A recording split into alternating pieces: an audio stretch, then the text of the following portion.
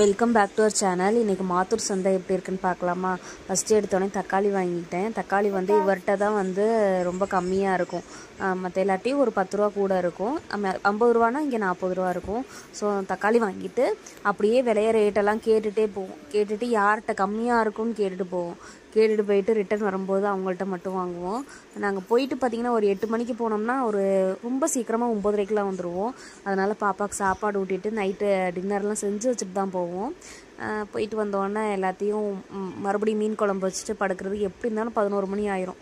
Saturday நைட்டுனாலே அப்படியே கதி கலங்கும், அது மாதிரி இருக்கும். அப்புறம் பூண்டு பார்த்திங்கன்னா இந்த பூண்டு தான் வாங்குவோம். இதுதான் வந்து நாட்டு பூண்டு. மற்ற பூண்டுலாம் ஒரு மாதிரி சதன்னு இருக்கும். அதனால் இந்த பூண்டு தான் வாங்குவோம். இது பார்த்திங்கன்னா 80 ரூபா கிலோ. 80 கிலோ 80 ரூபா, சாரி, 80 ரூபா. இப்போ விற்கிற விலைவாசி பார்த்திங்கன்னா 500 ரூபா எடுத்துகிட்டு போனாலும் பற்ற மாட்டேங்குது.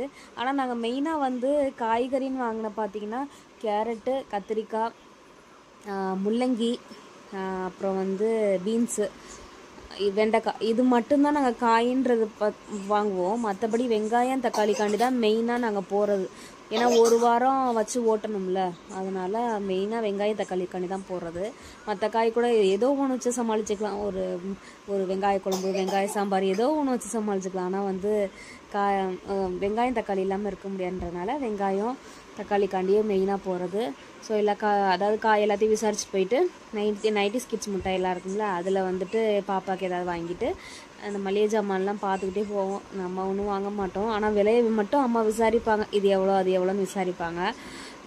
ஸோ அதெல்லாம் பார்த்துட்டு போயிட்டு வாழைப்பழம் இதெல்லாம் வந்து வாங்கிக்கிட்டு நேராக மீன் கடைக்கு போயாச்சு.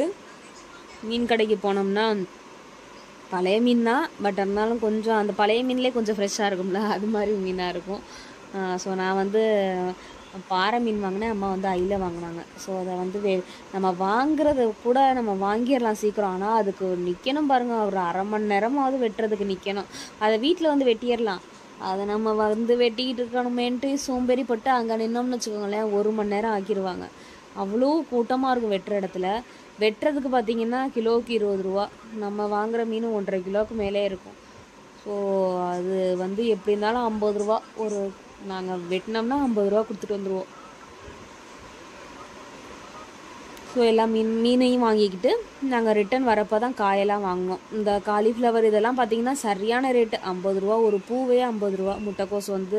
ஒரு முட்டைக்கோஸ் வந்து 40 ரூபா, அது மாதிரி இருந்துச்சு. ஸோ அதெல்லாம் வாங்கலை.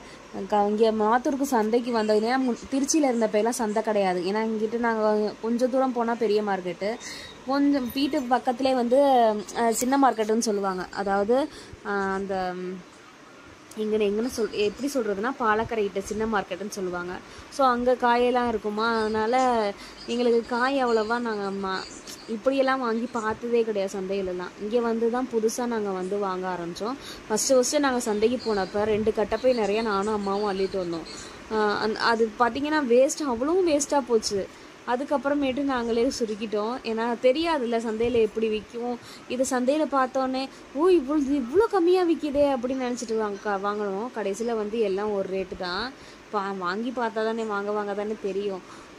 ஸோ அதனால் இப்போ எல்லாம் வந்து பார்த்திங்கன்னா ஒரு கட்டப்பையில் முக்காது ரொம்புறதே பெருசு. கீரை வாங்கினா மட்டும்தான் ஒரு கட்டப்பை ஆகும்.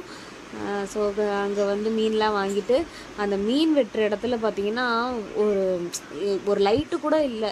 எப்படி தான் மீனை வந்து வெட்டி வந்து கொடுக்குறானுங்கன்னே தெரியல. அந்த இடத்துல லைட்லாம் போடலாம், நம்ம சொல்லி என்ன பண்ணுறது. அது வந்து சந்தை வைக்கிறவங்க தான் மெயினாக பார்க்கணும். மீன் வைக்கிற இடத்துல மட்டும்தான் கொஞ்சம் லைட்டாக இருக்கும். அந்த லைட்லேயும் பார்த்திங்கன்னா கொஞ்சம் டிம்மாக தான் இருக்கும். இதில் நம்ம தேடி கண்டுபிடிச்சி நல்ல மீன் எது கெட்ட மீன் எதுன்னு வாங்குறதுக்குள்ள போதும் ஆயிரும்.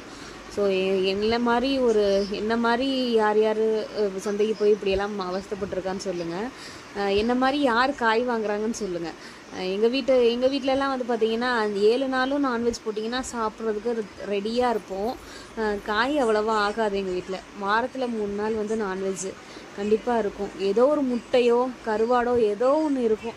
ஆனால் வந்து காய் அவ்வளோவா செய்ய மாட்டோம். அதனால் ரொம்ப எல்லாம் எங்களுக்கு ஆகாது. அதனால் மெயினாக வந்து கேரட்டு, கத்திரிக்காய் இது மட்டும் வாங்கிட்டு வந்தோம்னா குழம்புக்காக இல்லை. கேரட் வந்து பாப்பாவுக்கு மெயினாக கொடுப்பேன், சின்னவளுக்கும் பெரியவளுக்கும் 2 பேர்த்துக்கும். ஸோ அதனால் கேரட்டு மட்டும் நிறையா வாங்கிட்டேன். எல்லாமே தட்டு 20 ரூபா தான். காயெல்லாம் பார்த்திங்கன்னா கம்மியாக தான் விற்கும். அந்த மெயினாக அந்த வெங்காயம் தக்காளி, இந்த வெங்காயம் பார்த்திங்கன்னா 3 கிலோ 50 ரூபா. இந்த வெங்காயமே நம்மளுக்குலாம் போதும். பெரிய சைஸ் வெங்காயம்னா அதெல்லாம் வாங்குறதே கிடையாது. வாங்குறதுல வாங்கி ரொம்ப நல்லது. இந்த ரைத்தா போட்டோம்னா அந்த பெரிய சைஸ் வெங்காயம் வாங்குவோம். அப்புறம் இந்த தேங்காய் பார்த்திங்கன்னா இப்போ சரியான ரேட்டில் விற்கிது. 2 காய் 50 ரூபாய்க்கு வாங்கிட்டு வந்தேன் சந்தையில்.